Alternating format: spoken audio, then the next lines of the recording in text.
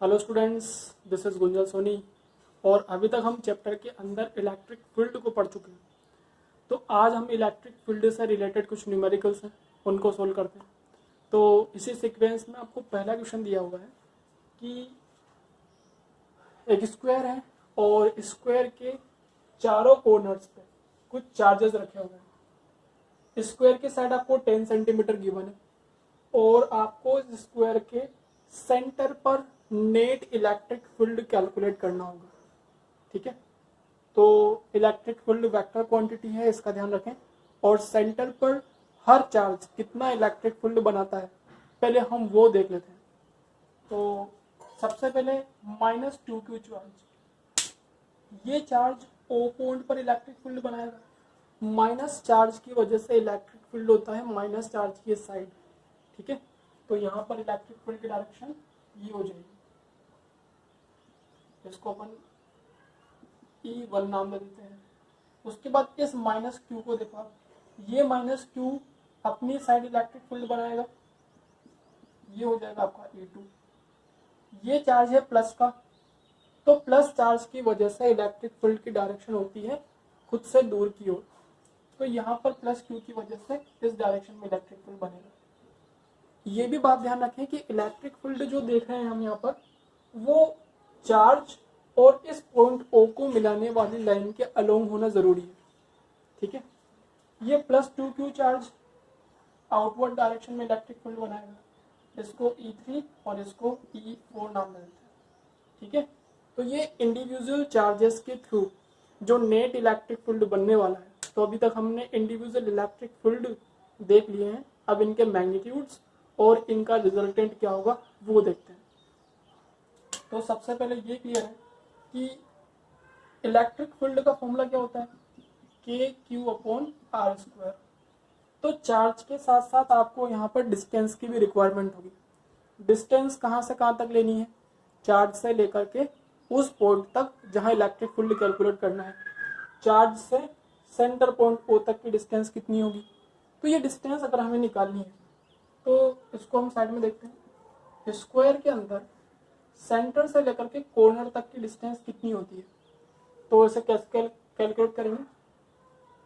तो ये साइड अगर अपन A मान के चलते हैं तो ये साइड भी आपकी A होगी, स्क्वायर है। और ये पूरा जो अपने पास डायगोनल है वो डायगोनल हो जाएगा आपके पास यहाँ पर। अगर आप इसमें पाइथागोरस अप्लाई करते हैं तो A² + A² अंडर रूट में, तो ये हो जाएगा अंडर रूट में A² + A² that is twice A², and A² बाहर निकल जाएगा तो A√2। तो ये पूरा डायगोनल जो है आपका वो अंडर रूट 2a हो गया। ओके, अब आपको सिर्फ सेंटर टू कॉर्नर तक की डिस्टेंस चाहिए, तो इसका हाफ करना है हमें। इसका हाफ करना है मतलब बाई 2 करेंगे तो ये हो जाएगा a/√2। तो यहां से लेकर के यहां तक की डिस्टेंस आपके पास हो जाएगी a/√2। ओके, तो ये आपको डायरेक्ट भी ध्यान रखना है क्वेश्चंस के लिए, और नहीं रहे तो निकालने का तरीका आप ध्यान रखें। तो यहाँ पर अगर हम E1 की बात करें तो E1 आपके पास क्या हो जाएगा, ये हो जाएगा K। चार्ज कौन सा, -2q। डिस्टेंस आपके पास यहाँ पे जो है हम निकाल चुके हैं a/√2। ओके, इसी तरीके से E2 क्या हो जाएगा आपका, E2 हो जाएगा K - q divide by distance का स्क्वायर। डिस्टेंस है a/√2 का होल स्क्वायर। ठीक है, E3 क्या होगा, तो वो हो जाएगा K, और इस चार्ज ने बनाया है E3 तो KQ divide by distance a/√2 का होल स्क्वायर। और फाइनली आपका E4 दिख रहा है, नहीं दिख रहा। फाइनली आपका E4 K ट्वाइस Q/a/√2 का होल स्क्वायर। तो ये चारों इलेक्ट्रिक फील्ड इंडिविजुअली हम देख चुके हैं। अब इनका रिजल्टेंट निकालने से पहले हम यहाँ एक बार क्लियर कर लेते हैं। जैसा कि आप लोगों ने 11th क्लास में वेक्टर पढ़ा हुआ है, और जब दो वेक्टर्स अपोजिट डायरेक्शन में होते हैं तो हम डायरेक्ट सब्ट्रैक्ट करके उनका रिजल्टेंट ही निकाल सकते हैं। तो यहाँ पर ये दोनों वेक्टर्स एक दूसरे के अपोजिट है 180 डिग्री पर, तो इन दोनों को डायरेक्ट माइनस करके हम इन दोनों का रिजल्टेंट पता कर सकते हैं। अब आप E1 और E2 पे आओ, देखो दोनों की वैल्यूज में सिर्फ एक ही चेंज है, वो है कि ये वाली जो पूरी वैल्यू है E2 के कंपेयर में जस्ट डबल है, बाकी सभी कांस्टेंट सेम रहेंगे, सिर्फ यहाँ 2 मल्टीप्लाई में आ रहा है। इसका मतलब ये क्लियर हो गया कि आपका E1 जो है वो जस्ट डबल है E2 से। इसी तरीके से अगर हम E4 की वैल्यू और E3 की वैल्यू को कंपेयर करें तो यहाँ पर E4 भी E3 से जस्ट डबल है, तो E4 is just twice of E3। Okay, तो सोल्व करने से पहले हम डायरेक्टली यहीं पे इसको थोड़ा सिंप्लीफाई कर सकते हैं कि E1 में से E2 अगर माइनस करते हैं तो यहाँ पर E1 जस्ट डबल है E2 से, तो सिर्फ आपके पास एक E बचेगा इस डायरेक्शन में। तो हम ये कह सकते हैं डायग्राम के अकॉर्डिंग, मैं इसको थोड़ा हटा देता हूँ यहाँ से।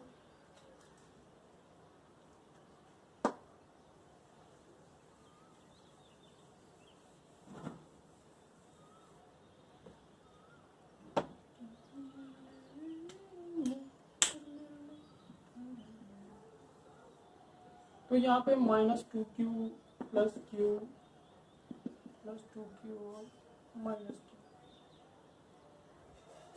अब देखो आप, तो यहाँ पे E1 जो है वो E2 का जस्ट डबल है, तो इधर ही रिजल्टेंट बचेगा। फॉर एग्जाम्पल ये 4 है, ये 2 है, तो इधर 2 बचा, तो यहाँ पर आपके पास आ जाएगा इस साइड में E1 माइनस E2। ओके, इसी तरीके से E4 E3 का जस्ट डबल है, जैसे ये 4 है, ये 2 है, तो इधर 2 बचेगा, तो यहाँ पर आपके पास आ जाएगा इस डायरेक्शन में E4 माइनस E3। तो अब हमारे पास 4 वेक्टर्स को सॉल्व करने के बाद हम सिंप्लीफाई करके उनको सिर्फ 2 वेक्टर्स में कन्वर्ट कर लिया है, और ये दोनों वेक्टर्स एक दूसरे के परपेंडिकुलर है। ठीक है, यहाँ से क्लियर हो रहा है कि एक दूसरे के दोनों के बीच में एंगल कितना होगा, 90 डिग्री। अब इन दोनों का रिजल्टेंट अगर हम कैलकुलेट कर लेते हैं तो वही नेट इलेक्ट्रिक फील्ड हमारा होगा। तो पहले हम E1 माइनस E2 कैलकुलेट करें, तो E1 माइनस E2 क्या है, तो E1 माइनस E2 जो है अगर हम दोनों को माइनस करेंगे तो 2 में से बन जाएगा 1 बचेगा। ठीक है, तो वो जगह k³ डिस्टेंस का स्क्वायर a/√2 का होल स्क्वायर। माइनस साइन मैंने यूज नहीं किया हुआ है क्योंकि माइनस साइन वेक्टर क्वांटिटी में सिर्फ डायरेक्शन शो करता है, तो आप न्यूमेरिकल करते टाइम इस माइनस साइन को वहां से हटा दें ताकि हम सिर्फ मैग्नीट्यूड कैलकुलेट कर पाए। माइनस साइन का यूज हम डायरेक्शंस को शो करने के लिए पहले ही कर चुके हैं। तो E1 माइनस E2 आ चुका है। इसी तरीके से E4 माइनस E3, तो ये E4 माइनस E3 की वैल्यू जो हो जाएगी वो भी हो जाएगी k³a/√2 का होल स्क्वायर। ओके, तो ये 2 वेक्टर्स हैं। अब इन दोनों वेक्टर्स का आपको रिजल्टेंट कैलकुलेट करना है। 2 वेक्टर्स जब 90 डिग्री पर होते हैं तो उनका रिजल्टेंट भी हम पहले ही सोल्व करके रखते हैं। जैसे कि आपको 2 वेक्टर्स दिए होने, मैं थोड़ा इसको हटा देता हूँ। अगर 2 वेक्टर्स 90 डिग्री पर हैं और ये वेक्टर दोनों सेम ही है मैग्नीट्यूड में, ओके, तो ये भी ए है, ये भी ए है, तो जब आप इनको 90 डिग्री पे सोल्व करोगे तो 90 डिग्री पे अगर हम इसको सोल्व करें अंडर रूट में a² plus a² plus twice A cos 90 degree, 90 degree की वैल्यू 0, तो ये पूरी टर्म हो जाएगी 0। ठीक है, और ये 0 हो गया, ये बच जाएगा आपके पास अंडर रूट में ट्वाइस a², तो ये बचेगा अंडर रूट में ट्वाइस ए। ओके, अब अपने पास जो a है उसकी वैल्यू यहाँ पर है, ये भी a है दूसरा, इन दोनों को सोल्व करेंगे तो अंडर रूट 2 लगाना है और k³/a² बाई 2, इसका होल स्क्वायर करने के बाद, ठीक है, ये 2 ऊपर चला जाएगा, that is twice under root 2 k³/a², that is net electric field at centre of square. तो इस तरीके से आप इलेक्ट्रिक फील्ड की रिजल्टेंट वैल्यू कैलकुलेट कर सकते हैं। तो इसी सीक्वेंस में नेक्स्ट क्वेश्चन दिया हुआ है हमें कि एक पॉइंट चार्ज है जिसका मैग्नीट्यूड है आपका 100 माइक्रोकूलम और ये रखा हुआ है आपके पास, इसका पोजीशन वेक्टर दिया हुआ है इस बार 3ik प्लस 4jk, और आपको इस चार्ज की वजह से किसी पॉइंट पर इलेक्ट्रिक फील्ड कैलकुलेट करना है जिस पॉइंट का भी पोजीशन वेक्टर आपको गिवन है 9ik प्लस 12jk। ओके, तो वेक्टर फॉर्म का क्वेश्चन है, हम वेक्टर फॉर्म यूज़ करने वाले हैं इसमें। तो सबसे पहले आप ये देखें कि जिस पॉइंट पर इलेक्ट्रिक चार्ज रखा हुआ है वो 3ik + 4jk, यहाँ पे 100 माइक्रोकूलम का चार्ज है, हम पॉइंट ए नाम दे देते हैं। दूसरा पॉइंट जिसका पोजीशन वेक्टर 9ik + 12jk है, इसे पॉइंट बी नाम देते हैं। और आपको इलेक्ट्रिक फील्ड कैलकुलेट करना है बी पॉइंट पर, ठीक है। तो हम कल ही वेक्टर फॉर्म पढ़ चुके हैं। तो वेक्टर फॉर्म क्या होता है, ई वेक्टर इक्वल टू k³ और r वेक्टर, ठीक है। और यहाँ पर r वेक्टर क्या होगा, यहाँ जो आपका r वेक्टर है ये है पोजीशन वेक्टर किसका, बी पॉइंट का, with respect two point A, ठीक है। तो सबसे पहले आप ये कैलकुलेट कर लें, उसके बाद हम इसका सॉल्यूशन स्टार्ट करेंगे। तो r वेक्टर क्या होगा आपका पास, तो ये r वेक्टर हो जाएगा position vector of b with respect to a। तो इसको लिख सकता हूँ मैं, ये आपके पास एक्चुअली r a b है, सॉरी b a है, ठीक है। तो ये हो जाएगा r b vector minus r a vector, और 9ik प्लस, छोड़ो उसको, इसमें से इसको माइनस करेंगे तो 9 - 3 6ik प्लस 12 - 4 8jk, ओके। ये आपके पास r वेक्टर आ चुका है। इसका हमें यहाँ पे मैग्नीट्यूड भी चाहिए, तो r वेक्टर का मैग्नीट्यूड जो होगा, इसका मैग्नीट्यूड निकालेंगे, 6 का स्क्वायर 8 का स्क्वायर, ये आ जाएगा आपके पास 10, ओके। तो ये हो जाएगा E vector equal to k की वैल्यू 9 × 10⁻⁹, q 100 माइक्रोकूलम है, 100 10⁻⁻⁶, डिस्टेंस का क्यूब करना है आपको, मैग्नीट्यूड का क्यूब करेंगे तो ये जाएगा 1000, और साथ में वेक्टर चलाना है तो 6ik + 8jk।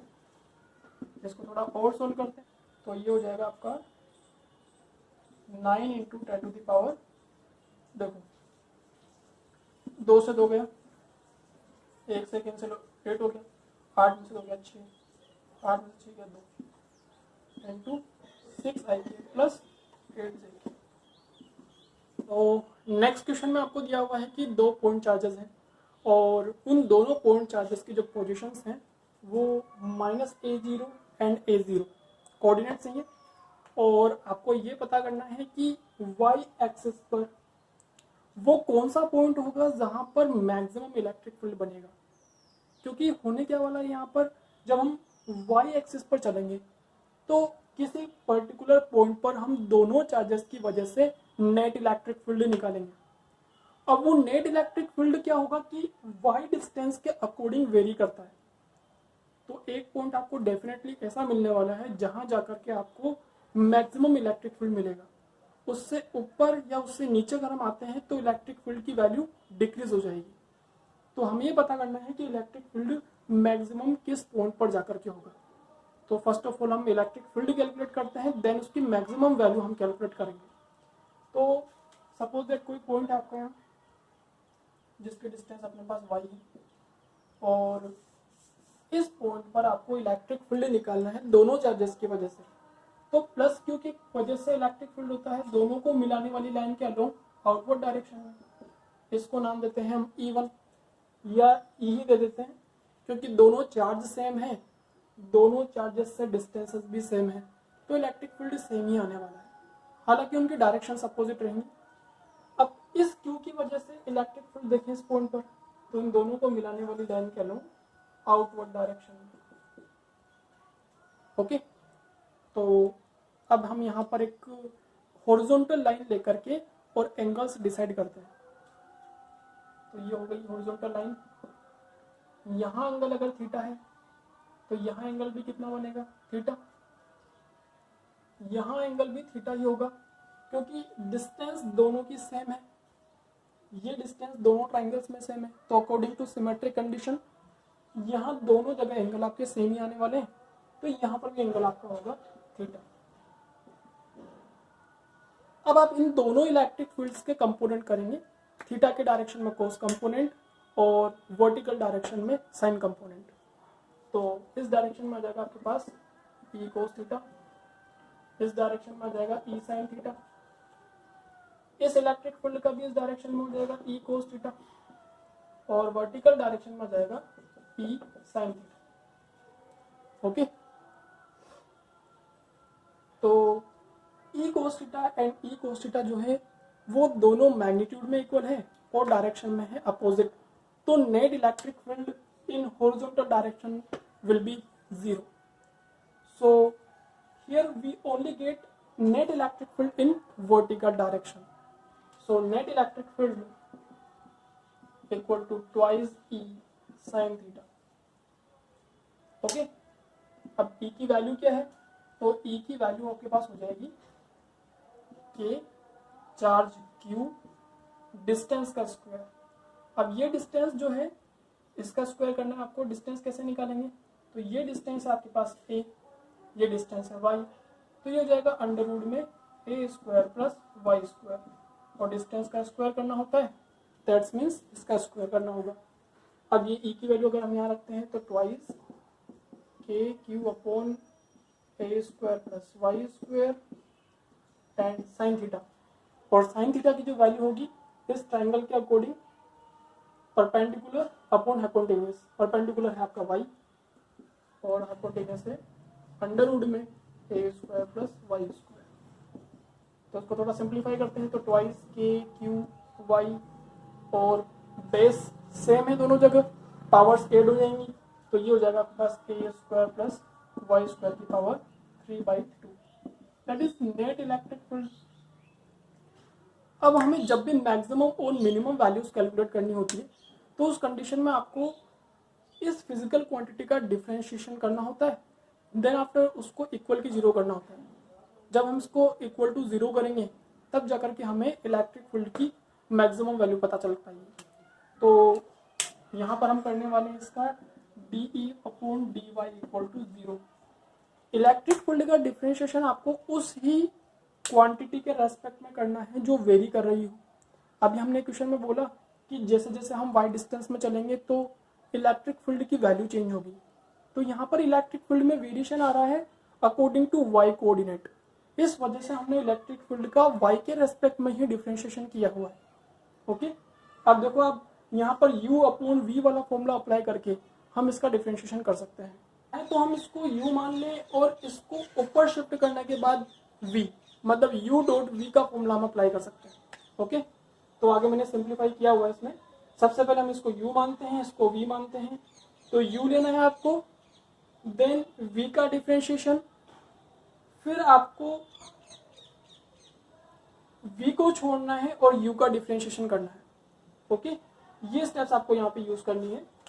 तो u डॉट v जब अपन लिखते हैं तो u छोड़ना है v का डिफरेंशिएशन प्लस v छोड़ना है u का डिफरेंशिएशन, ये सीक्वेंस आपको यहाँ पर अप्लाई करना होगा। इसको ऊपर ले जाने के बाद तो इसकी पावर कितनी हो जाएगी, -3/2। तो यहाँ पर अपन ने ट्वाइस के क्यू कॉन्स्टेंट है, इसको बाहर रखना है, पहले u लिया है, इसको ऊपर शिफ्ट किया तो पावर -3/2, देन इसका अपन ने डिफरेंशिएशन किया, तो इस पूरे को कुछ देर के लिए हम y मान लेते हैं। अब y का y के रेस्पेक्ट में हम डिफरेंशिएशन करेंगे तो y की पावर n वाला फॉर्मूला, मतलब x की पावर n वाला फॉर्मूला हम यहाँ पर अप्लाई कर सकते हैं। पावर आगे आ जाती है और यहाँ पर पावर में से 1 रिड्यूस हो जाएगा। उसके बाद जिसको आपने पूरे को y माना है उसका एक और पार्ट डिफरेंशिएशन करेंगे, a कांस्टेंट है 0 हो जाएगा और y स्क्वायर का हो जाएगा ट्वाइस y। इसके बाद आपको सेकंड टर्म को ऐसा ही छोड़ देना है, मतलब v को, और u का डिफरेंशिएशन करना है। u हमारे पास y है तो उसका हो जाएगा 1। अब इस पूरी टर्म को आपको 0 के इक्वल करना है और 0 को इक्वल करके फिर आपको यहाँ से y की वैल्यू कैलकुलेट करनी होगी। नेक्स्ट स्टेप आप यहाँ देख सकते हैं, ठीक है। तो जब आप इसको सिंप्लीफाई करेंगे तो सिंप्लीफाई करने के बाद आपको y की वैल्यू मिलती है +-a/√2। इसका मतलब हुआ कि हम चाहे तो प्लस में ऊपर जाए या फिर नीचे जाए। सेंटर पॉइंट मतलब ओरिजिन से डिस्टेंस आपको लेनी है a/√2, वहां पर आपको इलेक्ट्रिक फील्ड की वैल्यू मैक्सिमम मिलेगी। उससे नीचे अगर आप आते हो या ऊपर जाते हो तो फिर इलेक्ट्रिक फील्ड की वैल्यू में कमी आ जाएगी। ओके, तो इस तरीके से आपको मैक्सिमम या मिनिमम वैल्यूज कैलकुलेट करनी है।